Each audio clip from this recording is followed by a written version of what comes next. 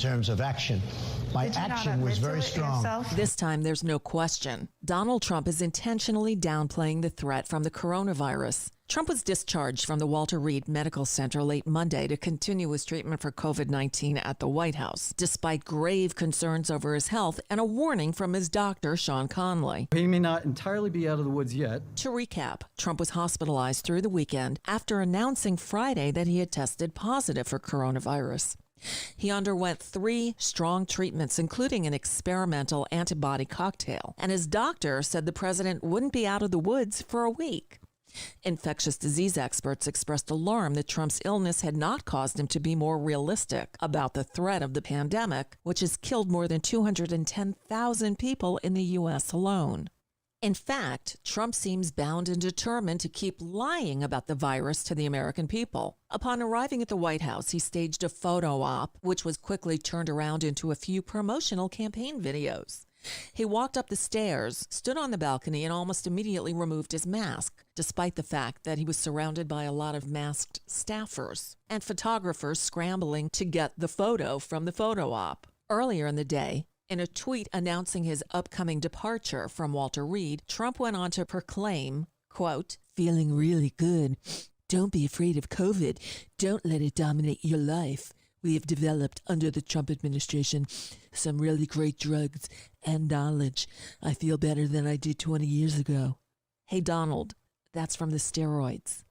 Yeah, as of Monday, Trump was still on dexamethasone, a powerful steroid, usually reserved for only the sickest COVID patients. He's also set to receive another round of remdesivir on Tuesday.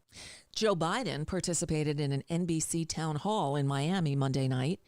Of Trump's stunt, Biden had some concerns. The only thing I heard was one of the tweets saying that don't be so concerned about all this, essentially. There's a lot to be concerned about. 210,000 people have died.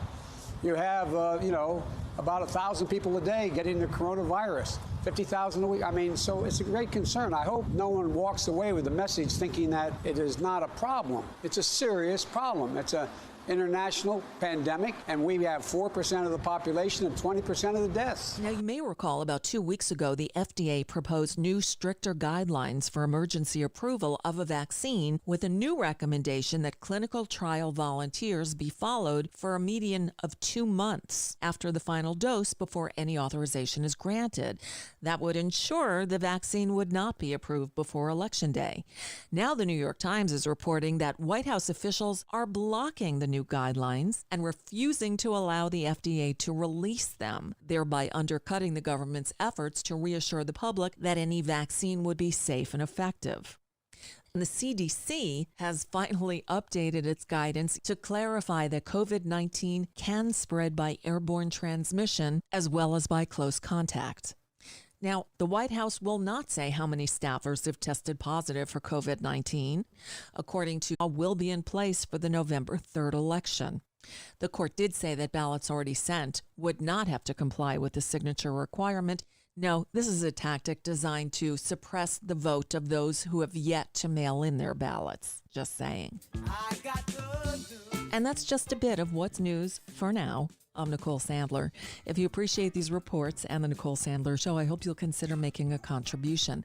My work is 100% listener supported, and I can't do it without your help. Find out more at NicoleSandler.com, and please click on that donate button. The Leslie Marshall Show, the only true democracy in talk radio, of, for, and by you, the people. Live nationwide and streaming live at lesliemarshallshow.com. Call in with your thoughts at 888-6-LESLIE.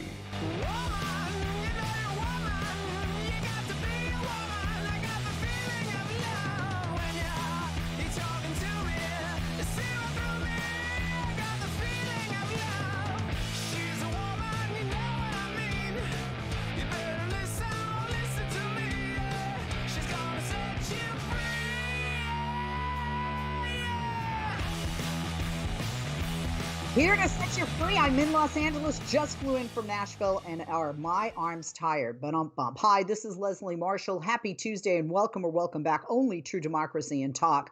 A lot of people concerned with the president's COVID-19 diagnosis and others, his behavior and his words. We're going to talk to an infectious disease specialist in the program to get answers from a medical scientific mind on COVID-19, President, his remarks, his behavior, and quite frankly, how this virus develops and some of the sneakiness to this virus. We'll talk about that and more coming up. But right now, let's check a little thing called Which.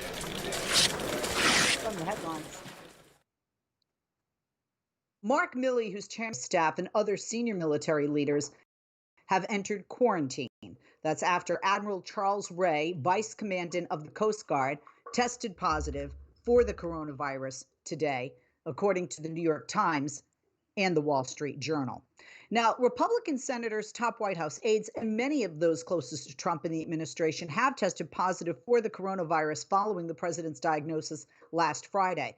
A couple of things here. Remember, many of us think the diagnosis came for the president last Thursday. And as you just heard from Nicole Sandler, we don't know everyone who has the diagnosis because the White House is not listing that based on privacy. But we are taxpayers and we're paying the salaries of these individuals. So I think we have a right to know this many in the administration or this many in this office, this many in the State Department, that kind of a thing. And you don't have to name names, and that wouldn't be a violation of HIPAA. I'll reconfirm that with our doctor coming up, who's our guest, in a little bit. What the Defense Department spokesman Jonathan Huffman said in a statement per the New York Times is, quote, "We are aware that Vice Commandant Ray has tested positive for COVID-19 and that he was at the Pentagon last week for meetings with other senior military leaders. Out of an abundance of caution, all potential close contacts from these meetings are self-quarantining and have been tested this morning. No Pentagon contacts have exhibited symptoms, and we have no additional positive tests to report at this time." I just want to give a sidebar because I just flew for the first time since March. I'm going to be very, very open. Some of you know who follow me online on Twitter, Facebook, LinkedIn, Instagram, check out my website or listen to the show, that I did a debate with Dr. Art Lafler yesterday at Middle East Tennessee University just outside of Nashville about the wealth tax. And I flew for the first time since March, Monday morning from Los Angeles to Dallas, then Dallas to Nashville on American Airlines.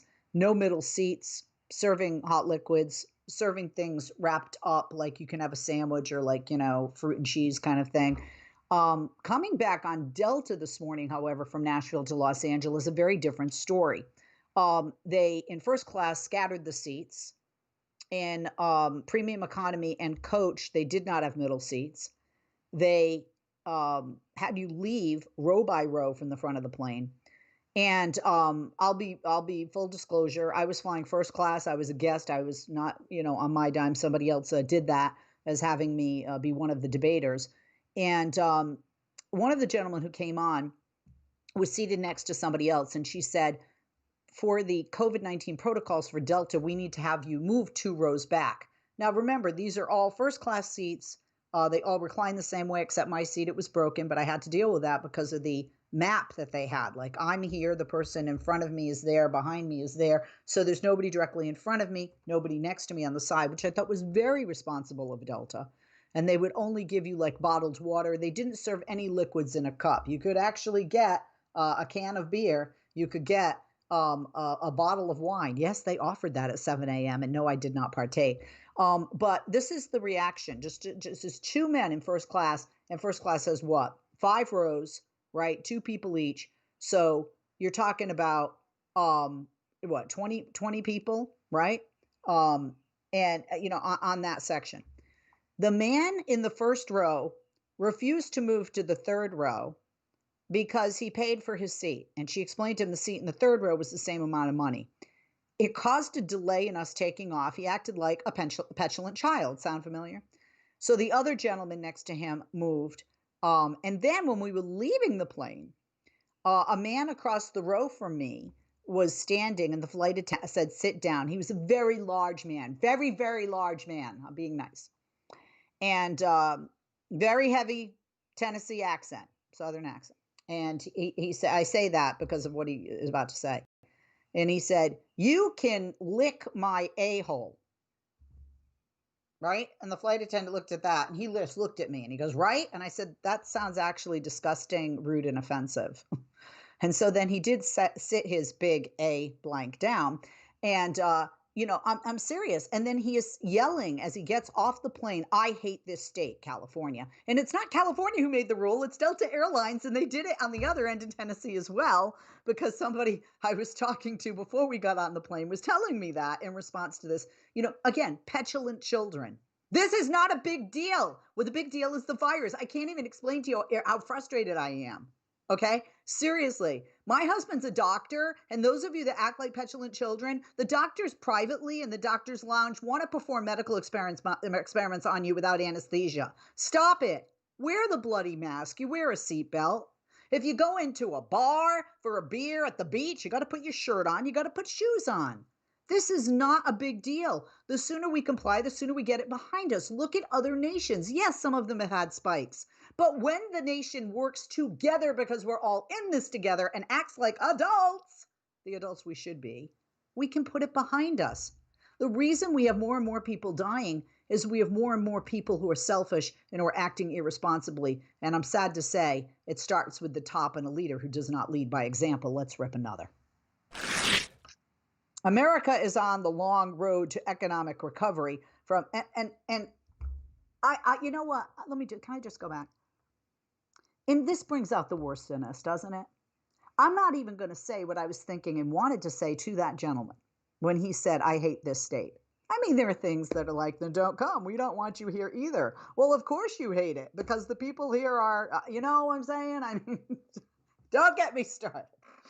He was just so rude to like everyone in his path and so angry. And I'm thinking, you are flying in first class. You're a very large man. Obviously, you have enough money to feed yourself quite well and frequently. Why, oh, why are you complaining so much? You're alive. And you know what? If that guy got COVID, he would be in the ICU or on a respirator because he was extremely obese. And anybody out there who's extremely obese, you know, because my husband tells me all the time, the patients he has that are extremely obese have more complications and difficulties as a result of surgery simply because there are other underlying conditions within their anatomy. And that's just how it is. Very, very skinny people, the same thing. If you are not at a healthy weight, you're going to perhaps have health issues. And COVID is definitely an issue if that gets into your system. Let's rip another now. America is on the long road to economic recovery from the pandemic recession, but dark clouds remain on the horizon. The recovery is far from complete, and the U.S. economy remains in danger of shifting into reverse once again. One major risk factor, a rise in COVID-19 infections. Hello. So it's not all about you. It's all about not just COVID and infecting people and wearing a mask. It's also about money. If you care about money, put your mask on. Federal Reserve Chairman Jerome Powell said today that at the National Association for Business Economics in their annual meeting that a second wave of coronavirus could, quote, more significantly limit economic activity, not to mention the tragic effects on lives and well-being. And managing this risk as the expansion continues will require following medical experts' guidance, including using masks and social distancing measures. My husband's an orthopedic surgeon, but he and other doctors are very concerned that this winter will be hell and that we may go back to where we were in March or April, not being able to have doctors operate on you if it's an elective surgery. And the reason being, there are people that are refusing to get flu shots, for refusing to wear masks and social distancing. Coronavirus, COVID-19, and the flu are both viruses. They're flus, they're airborne. And because of that, there are going to be people flooding the emergency room thinking they have COVID that have the flu. There could be people that have both. They don't really know how having COVID and the flu work together in conjunction because we didn't have a full flu season to work with last year. And in winter, what happens in most of the country, you can't have outdoor dining. So the restaurants either close, which hurts business owners and the economy, or people what? Go inside after refusing to be grown-ups and wear their mask and social distancing. Let's just say the doctors are very concerned that a train wreck is coming, a big one. Now, a second wave of coronavirus could more significantly limit economic activity, not to mention the tragic effect that it can have on lives and well-being. That's what Powell said. Managing this risk as the expansion continues will require following medical experts' guidance, including using masks and social distancing measures. My bad, I did just say that quote. And in addition to gaining control of the pandemic, you're worried your friend may be struggling, remember, you don't have to be there to be there. You could say, how are you, or get a fake tattoo. You can ask with an app if it works for you. You could write them a text or knit them a sweater. If you can't be together, you could write them a letter. Whatever gets you talking. Whatever gets you talking. You could chat on the game, kick off your flip-flops. You can ask on your couch while you binge watch. However you do it, you gotta ask a friend. And if they don't share, you can ask again. Whatever gets you talking. Whatever gets you talking. Reach out to a friend about their mental health. Learn how you can help at seizetheawkward.org. Brought to you by the Ad Council, American Foundation for Suicide Prevention, and the JED Foundation. I was in the middle of the Atlantic Ocean when it happened. There was a sudden jolt and our submarine crashed on the seafloor. We were in total darkness. That's Dr. Dejana Figueroa, a marine biologist and STEM teacher, talking about a deep sea dive she'll never forget. It's funny, when I was a kid, I was afraid of the ocean, and there I was, 2 miles below the surface. But as a scientist, you prepare for that. Using our training and a little creativity, we fixed the sub and finished our experiments. The dive was just too important. Every dive gives us glimpses at things few people ever get to see. Glowing creatures, fiery undersea volcanoes. When we got back to the surface, I kissed the ground and called my mom, of course. But you know what? I wouldn't trade that dive for anything. Dr. Figueroa uses her passion for STEM to discover new things and make the world a better place. She can STEM, so can you. Check out She Can STEM for more stories and inspiration.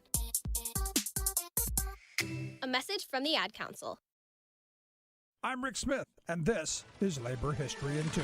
On this day in labor history, the year was 1993. That was the day that President Bill Clinton signed into law reforms to the Hatch Act. The Hatch Act was passed in 1939. It limited the political activity of federal employees. The act was passed due to accusations of alleged political cronyism by Democrats on New Deal projects. Half a century later, Congress loosened the restrictions. In his speech before signing the reform, President Clinton explained the changes, saying, quote, "The Federal Employees Political Activities Act, which I am about to sign, will permit federal employees and postal workers on their own time to manage campaigns, raise funds, and hold positions within political parties. Still, there will be some reasonable restrictions. They wouldn't be able to run for partisan political office themselves, for example." President Clinton described the importance of the changes, saying, quote, "We've been supporting democracy throughout the world, but here in our own country, millions of our own citizens have been denied one of the most basic democratic rights, the right to participate in the political process." He ended his remarks by saying, quote, "I look forward to the infusion and federal and postal employee energy, expertise, and dedication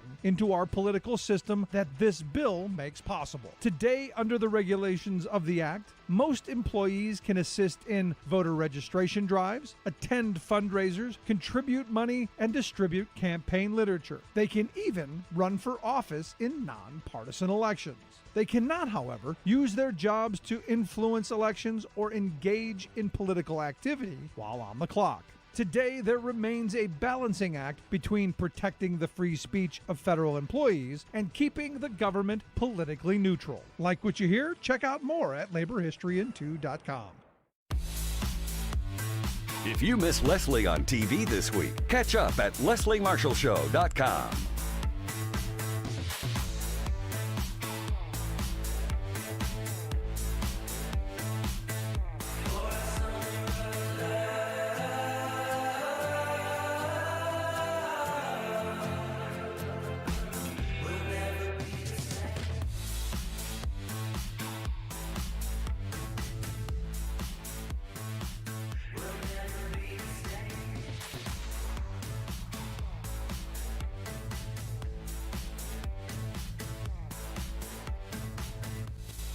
And we're back. I'm Leslie Marshall. Welcome back. We continue with our extended version of RIT from the headlines on this Tuesday. President Donald Trump is once again warning voters that Democrats would, quote, shut our economy and jobs down, quote, if they win in November. But Goldman Sachs is telling its clients the exact opposite. Just hours after Trump's all caps tweet yesterday morning predicting economic disaster, Goldman economists pointed out that polls suggest a blue wave in which Democrats gain unified control of Washington is becoming more likely, and they're not suggesting investors dump stocks. In fact, quote, all else equal, such a blue wave would likely prompt us to upgrade our forecasts. That's what Goldman Sachs chief economist Jan Hatzius wrote in a report yesterday. Now, it's true that if Democrats sweep into power early next year, it would likely translate to higher taxes and more regulation. Such a reversal from the Trump agenda could eat into corporate profits and the earnings, but for the most affluent. Joe Biden is also promising a bonanza of government spending that, coupled with extremely low interest rates, would likely speed up the economy. Goldman Sachs wrote that a blue wave would sharply raise the probability of a fiscal stimulus package of at least $2 trillion shortly after the 20th of January inauguration. The bank also cited Joe Biden's longer-term spending plans on infrastructure, climate, healthcare, and education. Taken together, this spending would at least match the likely longer-term tax increases on corporations and upper-income earnings. That's what Goldman Sachs says. That's not me, and that's not Democrats. They also went on to say it would likely result in substantially easier U.S. fiscal policy, a reduced risk of renewed trade escalation, and a firmer global growth outlook. Moody's 7.4 million more jobs under Biden's plan. Well, that's their analytics. That's what they found, that Biden's economic proposals, if enacted, would create 7.4 million more jobs. So Goldman Sachs isn't the only Wall Street firm to point out the positive benefits of a blue wave and Biden as president. 7.4 million more jobs than Trump if elected. The economy would return to full employment in the second half of 2022. That's 2 years earlier than under the Trump plan. And that, again, is according to Moody Analytics. Mark Zandi, who advised Senator John McCain in his presidential race and who is Moody's top economist, said, quote, the economic outlook is strongest under the scenario in which Biden and the Democrats sweep Congress and fully adopt their economic agenda. Okay, so let's do it. You just got to get out there and vote blue to make that happen, America. Let's rip another. I want you to take a listen. This is a portion of the former First Lady Michelle Obama's 24-minute closing argument video regarding this upcoming presidential election just weeks away in November. Here is former First Lady Michelle Obama. Believe it or not, the election is right around the corner. Votes are already being cast. And if you're still deciding who to vote for or whether to vote at all, I wanted to take a moment to remind you what's at stake and to urge you to make a plan to vote today. Because let's be honest, right now our country is in chaos because of a president who isn't up to the job.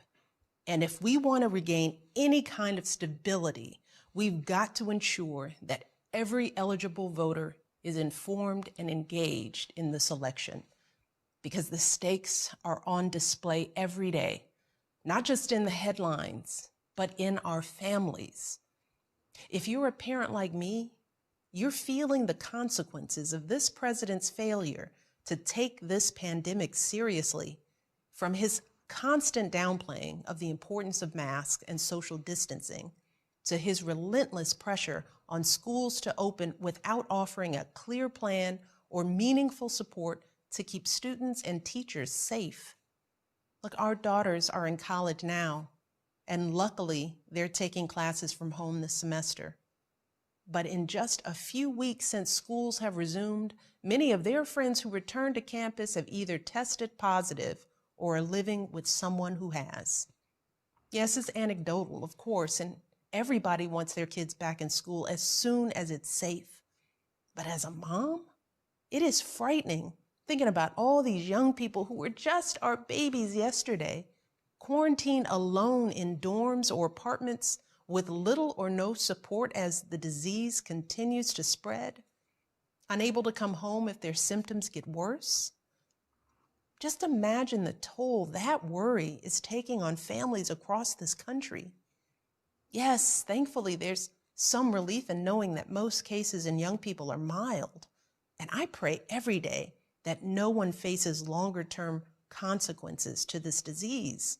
But the truth is, we just don't know yet.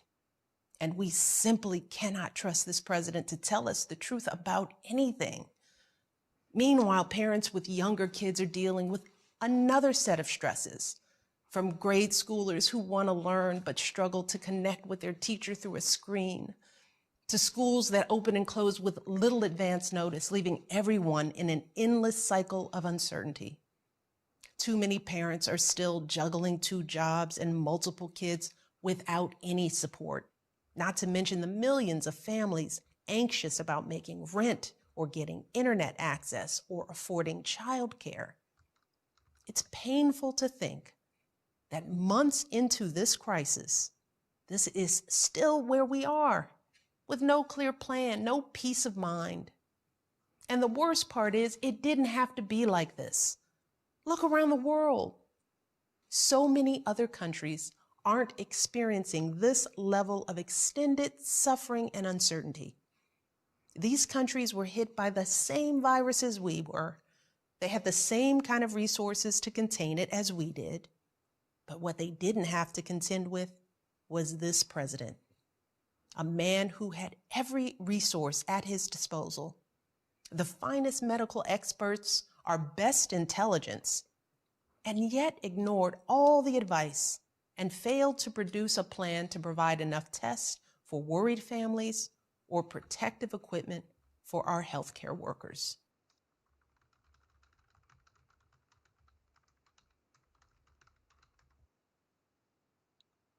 Well, we have breaking news. That's Michelle Obama, and that's what's ripped there. Mark, instead of reading our other items, I think I'm going to share this breaking news.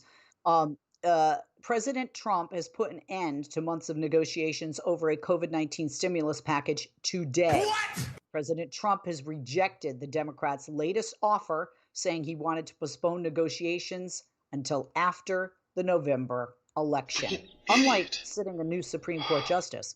In an afternoon tweet, Trump said Democrats were, quote, not negotiating in good faith and was rejecting their offer. He told Senate Majority Leader Mitch McConnell, a Republican to Kentucky, to focus full-time on confirming the Supreme Court nominee Amy Coney Barrett instead. He said, quote, I have instructed my representatives to stop negotiating until after the election, when immediately after I win, we will pass a major stimulus bill that focuses on hardworking Americans and small business. Excuse me, Mr. President, by not letting the stimulus package pass, you're hurting your House and Senate Republican races and your own. Maybe the Supreme Court will get some people out to vote who are hoping that Amy Coney Barrett will be confirmed and overturn Roe v. Wade.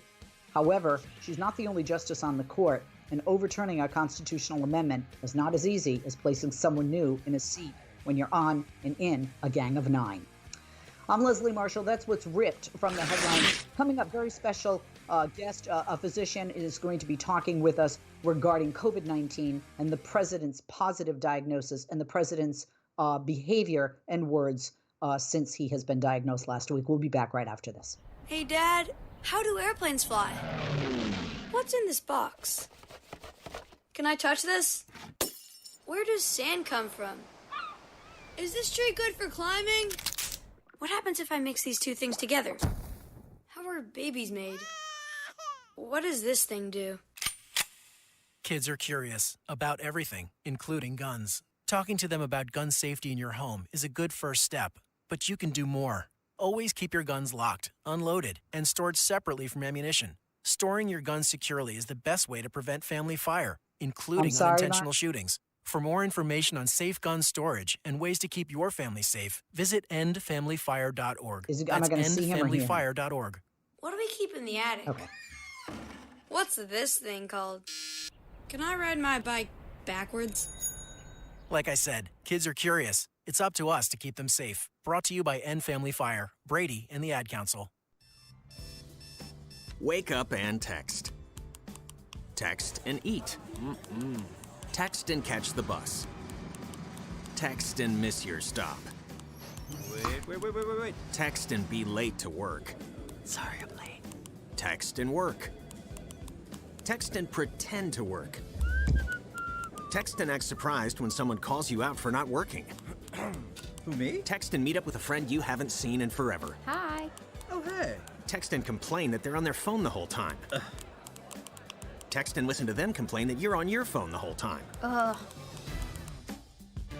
Text and whatever. But when you get behind the wheel, give your phone to a passenger. Put it in the glove box. Just don't text and drive. Visit StopTextsStopWrecks.org. A public service announcement brought to you by the National Highway Traffic Safety Administration and the Ad Council. How nasty is the Republican Party's massive campaign to thwart democracy? Ask the good people of Florida. This was one of only 3 states that permanently took away the voting rights of felons who had completed their punishment. In 2018, though, a whopping 65% of Floridians voted for a state constitutional amendment that finally struck this malicious bit of legal ugliness from Hi, Mark. the Hi, books, Leslie. thus Hi, how you restoring doing, the Doctor? political thank personhood you. of about 1 million people who had served their time. But, led by Ron DeSantis, Florida's right-wing goose of a governor, the GOP demanded that an appeals court of hyper-partisan federal judges overrule 2018's landmark vote by the people and slam the door once more on the rights of discharged felons. They're not entitled to vote, squawked these vindictive ballot suppressors, unless and until they've paid off the full amount of court costs and fees they were assessed. Money, asserted Republican leaders, must trump social justice, human decency, and political rights for those mostly indigent people who are unable to pony up $1,000 or so to vote. Even if ex-felons are regularly making payments to clear the debt, tough luck, say the Republican repressors, no vote until every penny is paid. It's a flagrant case of rigging the system to steal the votes of a low-income constituency generally inclined to support Democratic policies and candidates. It also amounts to an unconstitutional poll tax, made more intolerable by applying it to one class of citizens, largely people of color, specifically to disenfranchise them. This is Jim Hightower saying the court's 6-judge Republican majority, 5 appointed by Trump, cynically defied the U.S. Constitution and the Florida electorate. Yet, the people's battle for justice goes on. Follow Leslie on Twitter. Just go to www.twitter.com/Leslie Marshall, and we'll be sure to share your tweets.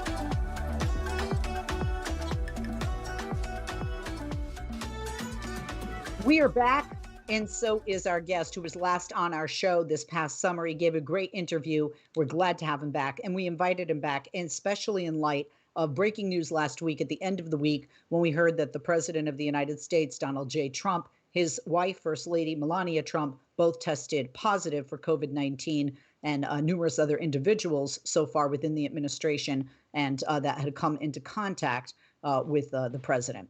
Today we have Dr. Bob Bollinger. He is the Raj and Kamla Gupta Professor of Infectious Diseases at the Johns Hopkins University School of Medicine, and he holds joint appointments in international health at the Johns Hopkins Bloomberg School of Public Health and in community public health at the Johns Hopkins School of Nursing. He is founding director of the Center for Clinical Global Health Education, the CCGHE.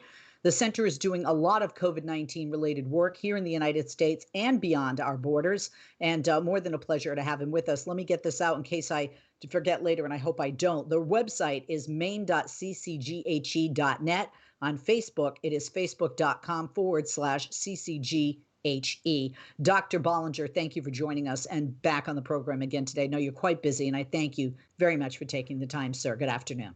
Good afternoon, Leslie. Nice to be here. And nice to have you with us. There are a lot of people that are having mixed reactions to the president's diagnosis and also to the president's reaction to this diagnosis and the speed at which some things are occurring. So first, out of the box, obviously he's the president of the United States. Is the president receiving some treatment that, maybe people that just walk into an ER throughout the country wouldn't necessarily get because they're not the president of the United States, something that might be an experimental form, for example? That's my first question. Well, I don't know. I'm not involved in the care of the president, so I don't know specifically what kind of treatment he's had. All I know is what's been reported. And so based on what I've heard from the public reports, he's had 3 specific treatments for this virus. One of them is an antibody medication made by the company Regeneron, which is still an experimental medicine that's under investigation. The other two medicines are remdesivir, which is a drug to treat the virus, and then dexamethasone, which is a steroid medicine to try to suppress immune responses. So the remdesivir and the dexamethasone are rapidly become essentially standard of care for severely ill patients with COVID, for hospitalized patients with COVID. The Regeneron product is still an experimental treatment. It's my understanding that he had access to that through something called compassionate use application, where the company can offer the medicine, in certain situations if requested. So obviously, as the President of the United States, he certainly gets access to things that a lot of us wouldn't otherwise get access to, and much more quickly. The president was released fairly quickly, just a few days after being at Walter Reed. My understanding, just from news reports and research, and my husband, I think I shared with you, is an orthopedic surgeon, and things that other doctors are saying to him in the doctor's lounge and such, is that COVID-19 is kind of tricky in the sense, in many ways. But one of the ways that somebody will get it, their symptoms are fairly mild. But then 7 to 10 days into it, it can have a complete, turnabout and become more severe. Is that your finding with COVID-19? And I know you're not diagnosing him, but I mean, if a hospital sends somebody home, does that necessarily mean that individual's out of the woods? Well, as you mentioned, there are concerns for some patients who initially get well, and then, as you said, 7 or 10 days later, can turn in the wrong direction again. And oftentimes that's associated with the hyperinflammation process we talk about, where the immune system gets, extra activated. And that can cause, problems, particularly with lungs, with blood clots and things like that. And if a patient's going to have that kind of reaction, we typically see it between 7 and 10 days after symptom onset.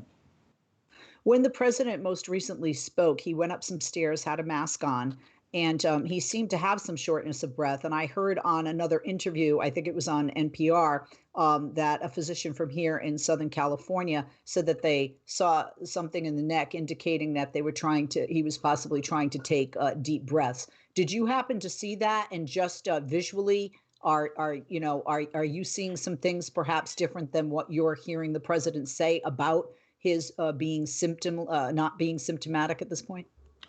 No, I haven't seen that, that picture, so I really wouldn't be able to make a diagnosis over the video.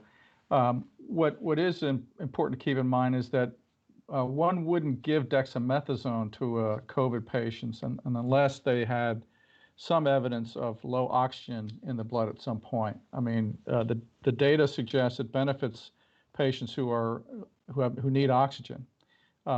In fact, there's some indication that if you give dexamethasone to COVID patients that don't need oxygen, that have a more mild case, there might even be increased risk of complications. So you want to be really specific, and you only give that drug to a patient that has low oxygen levels at some point.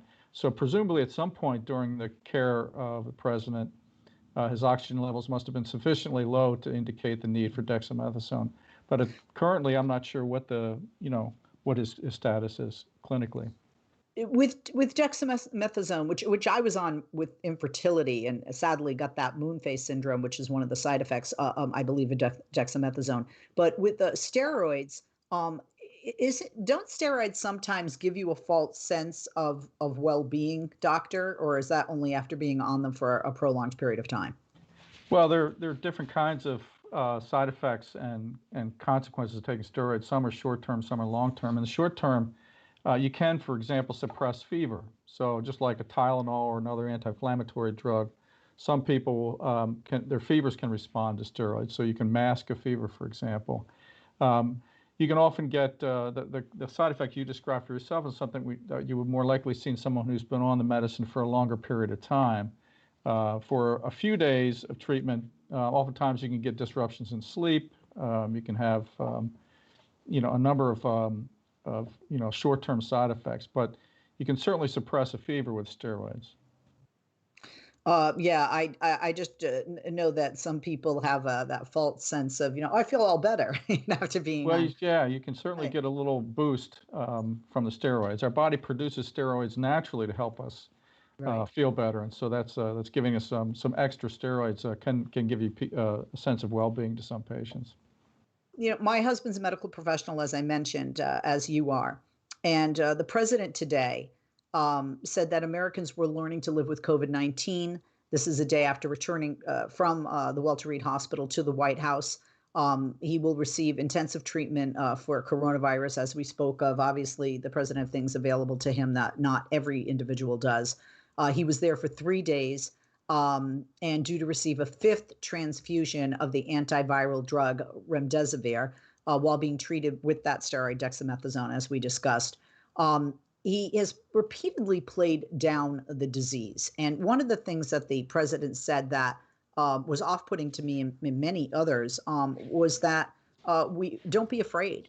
Do you feel that some of the rhetoric, whether it's from the president, you know, or other politicians, regardless of their party, is it making your job and others as physicians harder because sometimes they're downplaying this? I was mentioning before you came on, I just flew for the first time since March from LA to Nashville, and this morning flew back from Nashville to LA.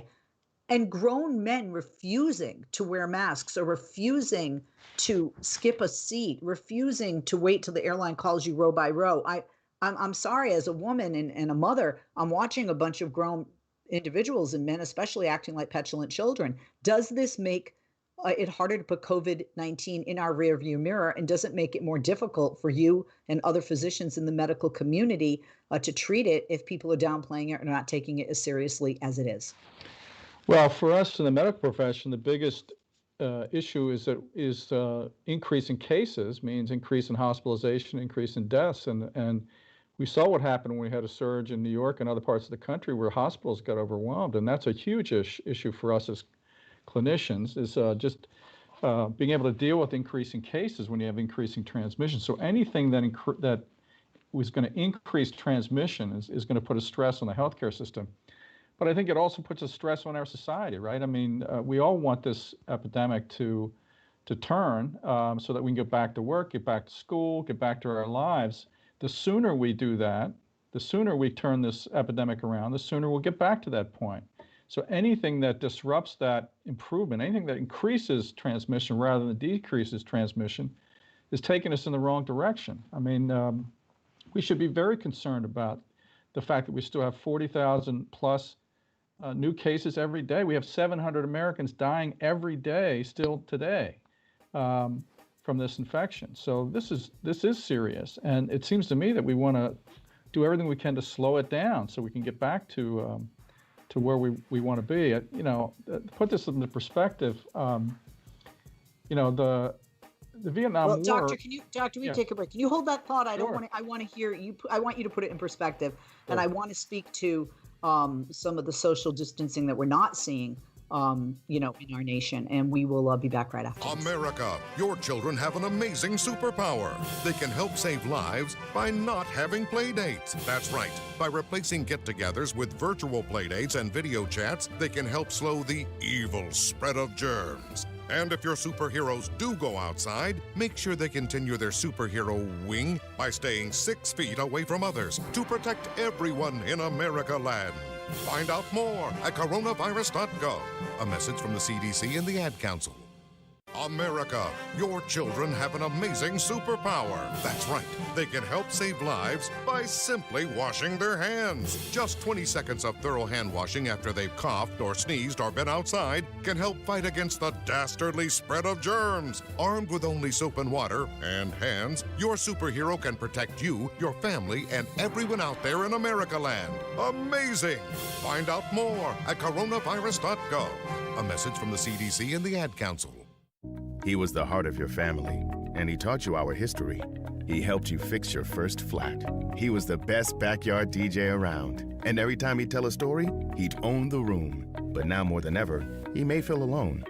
Today, older adults and their loved ones are struggling to connect, in a time when connection has never been more important. But there is something we can do. Embrace our older loved ones through StoryCorps Connect. With StoryCorps Connect, you can honor seniors remotely with an interview about their life. Every interview will be archived at the Library of Congress, becoming part of American history, so that years from now, future generations can listen in. All right, Grandpa, what's one piece of advice you have for me? Just 3 words, sweetheart. Live with courage. The man that had the best stories still has plenty of stories to tell. So connect virtually and share the conversation of a lifetime at StoryCorpsConnect.org/AARP. Connect, honor, share. StoryCorps Connect.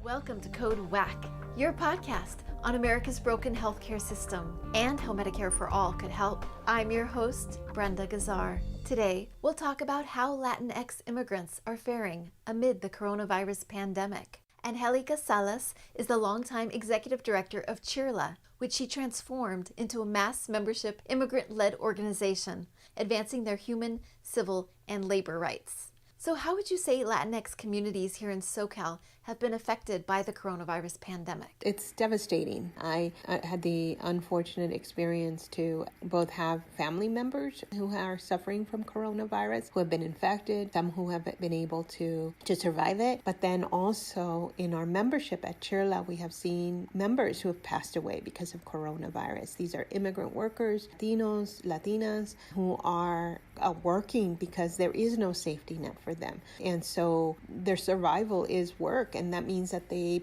put themselves in a very vulnerable and very dangerous situation. So what can be done to alleviate these challenges? Well, first and foremost, I think during this moment, there should be no distinction in terms of immigration status. There really should not be a distinction as to who gets care or who gets this access to a safety net, who's able to stay home to take care of their health and who's not. All these distinctions make no sense during a global pandemic. We believe that there should be full immigrant inclusion in all aspects of care, including health care. Find more Code WAC episodes on progressivevoices.com and on the PV app. You can also listen to Code WAC at heal-ca.org. This podcast is powered by Heal California, uplifting the voices of those fighting for healthcare reform around the country. I'm Brenda Gazzar. If you miss Leslie on TV this week, catch up at lesliemarshallshow.com.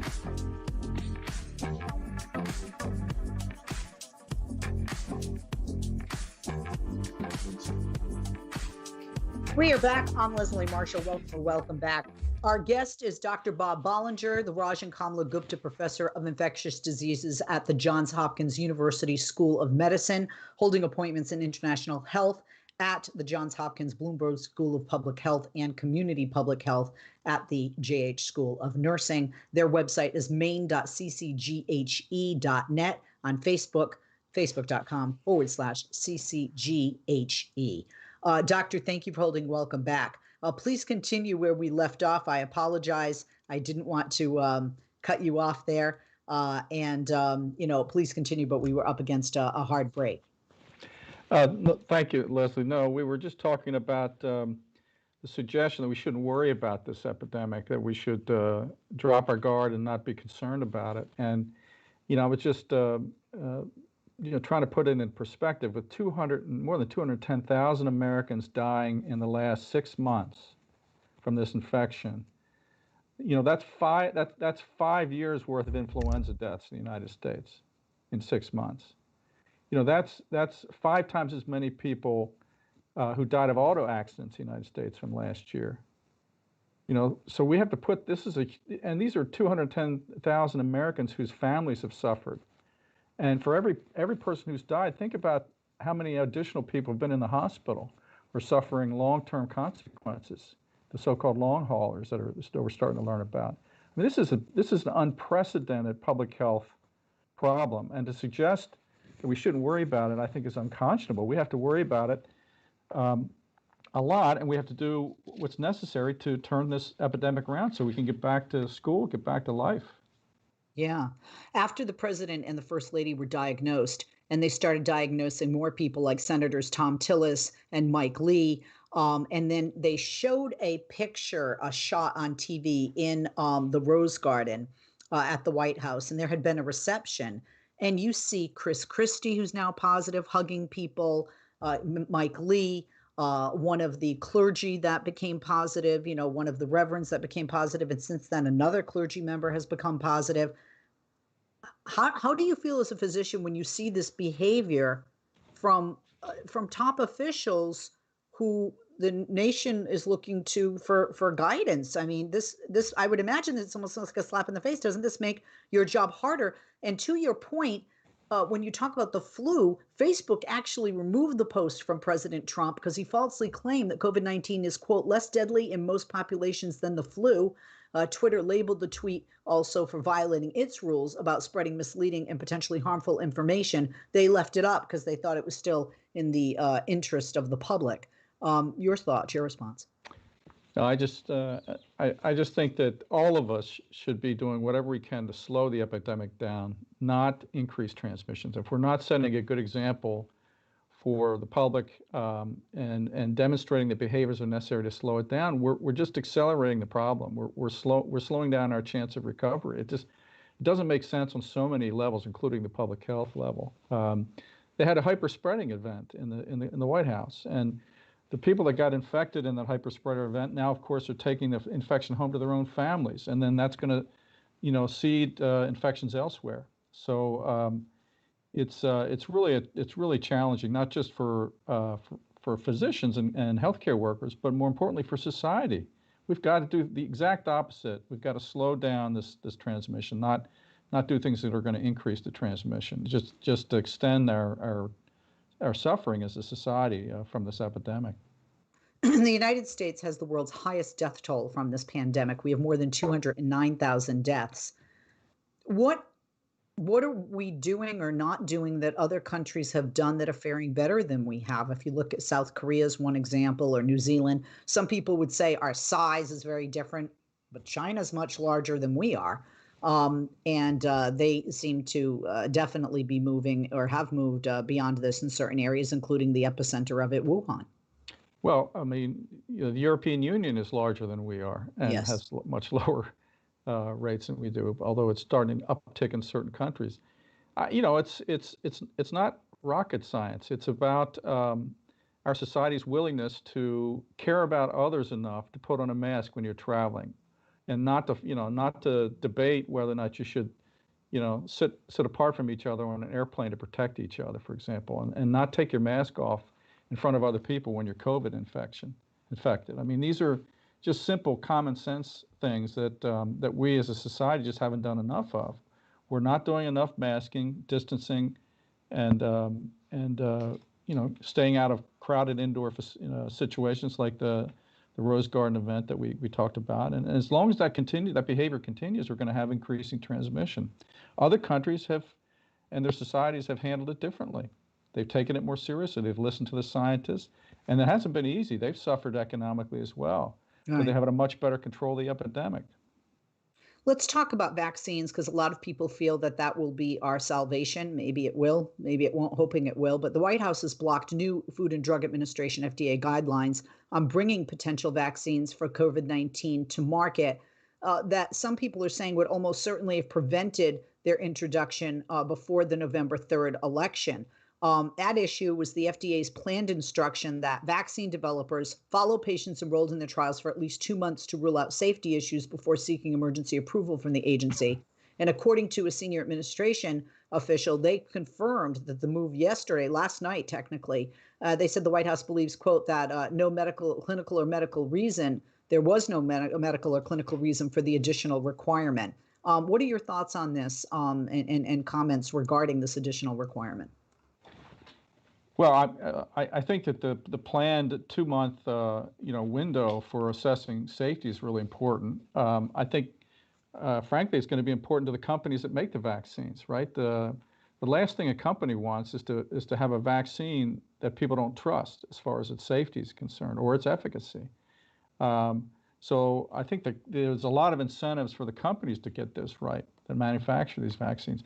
I mean, we want people to have confidence that the vaccine's safe, otherwise they won't take it. We have enough concern about vaccines already in the society. And if people aren't willing to take the vaccine, it's not going to slow the epidemic down. So why would you raise questions about the safety of a vaccine at a time when you're trying to slow the epidemic down? Secondly, this, as we've talked about already, this virus is a tricky virus. It does funny things to the immune system, and that immune system activation can cause problems and serious consequences. So what do we do with a vaccine? We trick the body's immune system into reacting to what it thinks is the virus. So it's really important in that situation to make sure we get the safety right, that we're not creating unnecessary or unexpected problems. So we do have to do a careful safety assessment to make sure that people have confidence when they get the vaccine. It's not only going to work, but it's safe.